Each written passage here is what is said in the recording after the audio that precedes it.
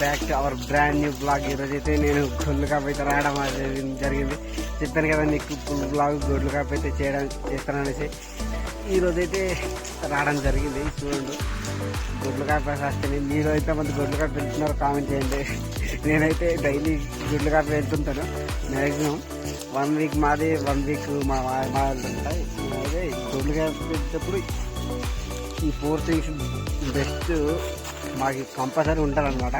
ఇంకో 3 థింగ్స్ తోటి ఇంకో ప్లస్ 1 ఒకటి ఉంది, అది గుడుగు. ఈ కత్తి అయితే రొడ్డన్నారు కానీ ఈ కర్ర అయితే గుళ్ళుతో నీకు మళ్ళీ ఈ రొడ్డ ఎందుకు పట్టుకున్నా నీకు డౌట్ వచ్చేంటది. ఈరోజైతే వ్యూ పాయింట్ అయితే చూపించడానికి ఏం లేదు కానీ అడవైతే చాలా ప్రశాంతంగా ఉంది. ఈరోజే కదా ప్రతిరోజు ప్రశాంతంగా ఉంటుంది.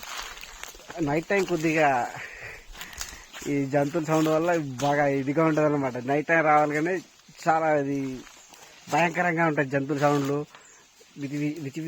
విచిత్ర సౌండ్లు వస్తుంటాయి. మీలో ఎంతమంది ఇలాంటి సౌండ్స్ విని ఉంటారో ఒకసారి కామెంట్ చేయండి. సో చూపిస్తాను. ఇప్పుడైతే మేము మాకు మ్యాక్సిమం 2:30 అవుతుంది. గొల్లు చేనులకేసి దింపేస్తాం ఇంకా, ఎందుకంటే చేనులు కొద్దిగా కాలైపోయి చేనులకి దింపేయాలి. సో వ్లాగ్ ఎలా అనిపిస్తుందో కామెంట్ చేయండి కంపల్సరీగా. పూర్తి వ్లాగ్ కంపల్సరీ ఎంజాయ్ చేయండి. Thank you so much. ఇందుకు మేము ఈ రోడ్డు వాడేది ఇలాంటి ఆధార్ కార్డు లేని వాళ్ళ కోసమే. చూడండి ఆధార్ కార్డు లేకుండా ఎలా తాగేస్తుందో. తెగ ఉంటాను అలాగే ఉండదు. పోయింది మామ. ఇందుకోసం అనమాట ఈ రోడ్డ పనికి వస్తుంది.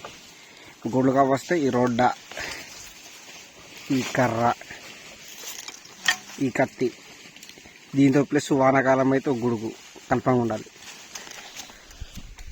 సో మీలో ఎంతమంది ఇలా గుడ్లు కాపు వెళ్తుంటారో కామెంట్ చేయండి మామ. Thank you so much for watching. జై హింద్.